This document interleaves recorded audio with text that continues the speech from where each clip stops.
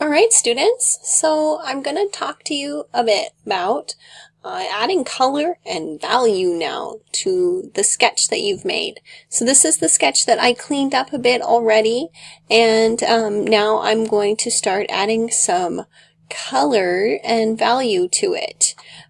So the first thing I'm going to do is zoom in because, like I said, I like to be able to see what I'm doing better.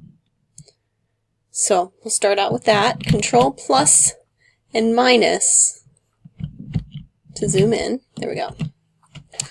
Alright. And minus is to zoom out. So I've got my paintbrush tool, and then I need to select the correct brush just like before. And in this case, I think oil brush sounds kind of neat. Oil brush 2. That seems pretty good. Okay. And then diameter. For my first pass, this diameter seems good. I'll make it smaller for other ones. And I'm going to zoom in one more time. Yeah, that's better. Okay. So I'm going to start out picking colors and adding swaths of color that I think match. So first I kind of want like a brownish color, so I'm using this slider here. This is like the hue. So you choose the color, and then this is like everywhere between black and white of that color that you've chosen. So if you want a different color, like let's say I was looking for more of a bluish color, go up here, reds, and there's some reds down here too. But it's like a rainbow pattern, okay? And you select where you think you're going to find the color you want. For me right now, it's kind of a brownish yellow. Probably like right there. Maybe a little bit more golden. Yeah, like right there. That seems good. Okay, so now I've got that color, and I'm just going to add a few little wisps of it where there isn't highlights. So it's really important that you look at either the model or a picture of the model if the model can't just be there each time, and look for where the highlights are and where the super dark is. You don't want to get too much color going and then not notice that you actually are just kind of painting everything the same shade, you know? So now I'm going to go a bit darker, and I'm going to make my diameter smaller, and I'm going to zoom in even more, and I'm going to put in a little bit of some dark tones too.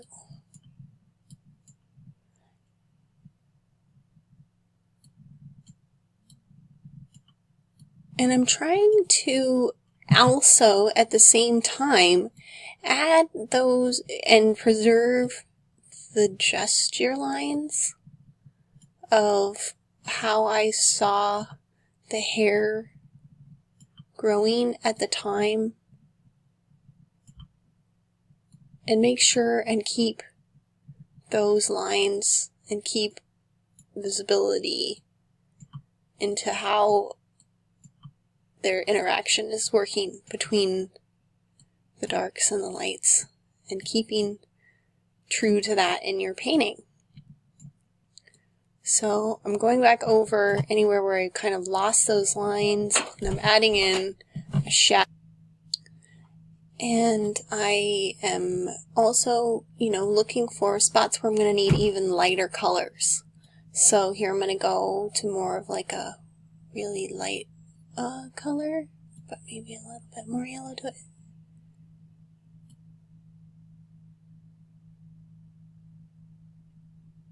Yeah. And then I'm going to add little flashes of that in here. And you can see how I'm going over all the areas in different colors and hues. And you don't want to just, the point is, you don't want to just go over the whole thing with the same color and like paint by number it, you know? If you did that, it wouldn't turn out like you expect. It would not look like what you're trying to paint. To make it look like you want it to look, you've gotta go in and choose different colors and look for the colors that you're actually seeing on the person's hair or whatever it is that you're currently painting. So this is just really rough right now, but it's a pretty good approximation of the values that I was seeing in the hair. So I'm going to go with it for that, for my first stage. And now I want to get into the skin tone. So I'm going to go a little bit more of a pink. Yeah, that seems pretty good. And I'm going to go with like a really kind of shaded skin tone here. And I'm going to add that first. And I'm going to make an even smaller diameter.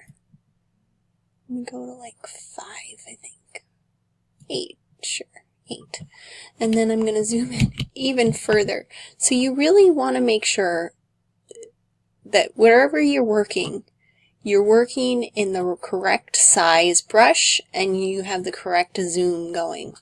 So now I've got a shadow flesh tone and I'm adding that shadowy look to places where I know there's a shadow. Like up here, there's always a bit of a shadow as your nose is coming around, right? And then underneath the eye, underneath this eye, over the eye, but you leave that little eyelid area.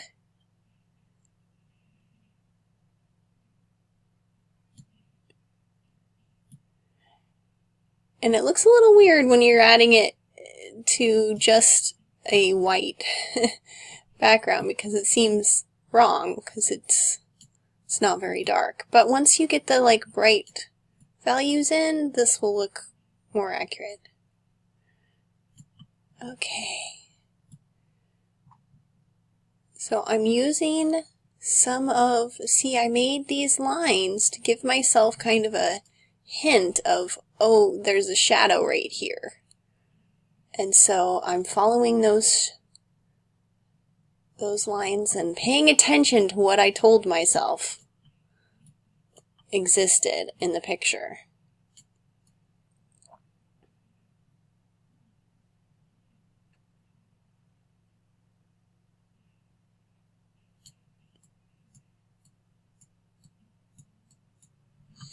Alright, now we should get some lighter skin tone going.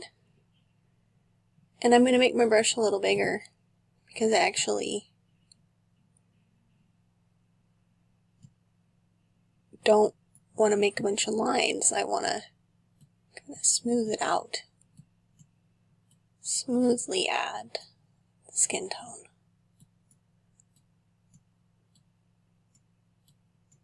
And then I'll go back over it and I'll add in more details.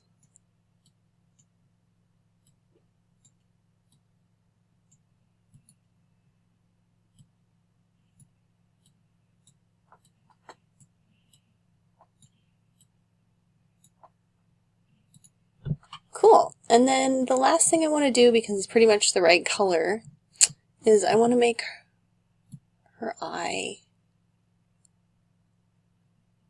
color a little smaller. Like 2 pixels too small. Oh wow, yeah. Let's do 5. So if it's hard, because sometimes when you get to these really small, the pixel size, you can just type it in too. That works great. Alright, I'm zooming in even more. So one of the most important things when you're drawing someone's face is the eyes. So spend a lot of time painting them, okay? So important.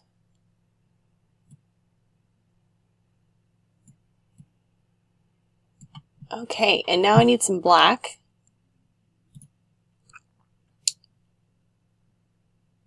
Pupil.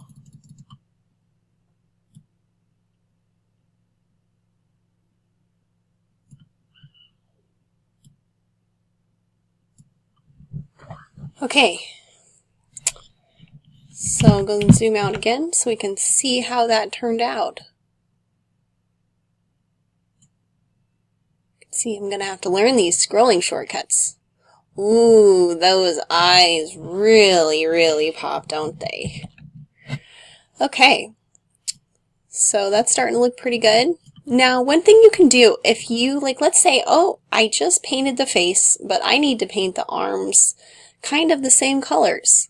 You can take your eyedropper tool and you can match the color.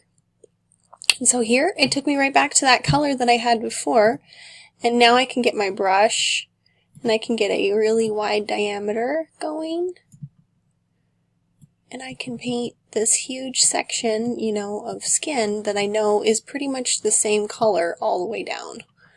It's got some shadows, and I will add those, of course, but I mostly just want to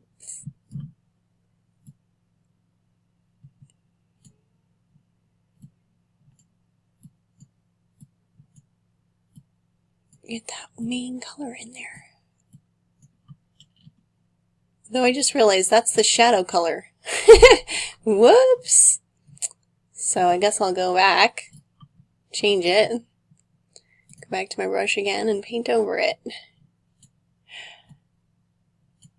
So, you know, don't worry about it if you make mistakes. It's okay.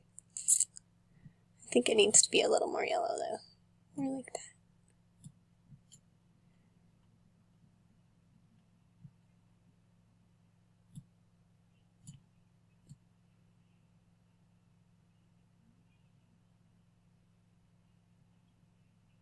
Alright, it's looking better. And, you know, another thing to keep in mind, you do not need to go 100% realistic with your colors. You can always add something else. Like, let's say I think, oh, you know, it needs to be kind of a bluish shadow on this. And I make, oops. And I make her arm shadow kind of bluish. That's okay. I mean, it's not wrong, and it might look kind of awesome, you know? In fact, I'm going to leave it because I think it looks cool. And I'm going to go back, though, because I do want to get some of this shadow color going. Especially, like, on these fingers and stuff. Let's see, I think I want it to be a little darker. Like that.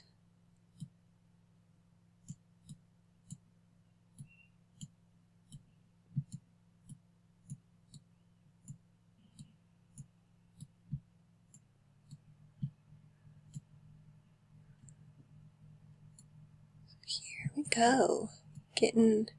So I'm adding this a little detail there because I know there's like kind of a lump there on your arm, you know, like where the bone kind of sticks out.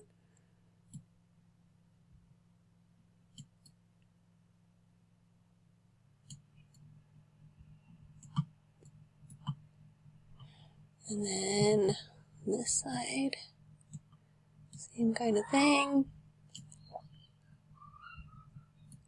One of the beauties of working like this is there's really no way to make a mistake. You can erase everything 100%. You could completely undo everything I just did very easily. So don't worry and try it out.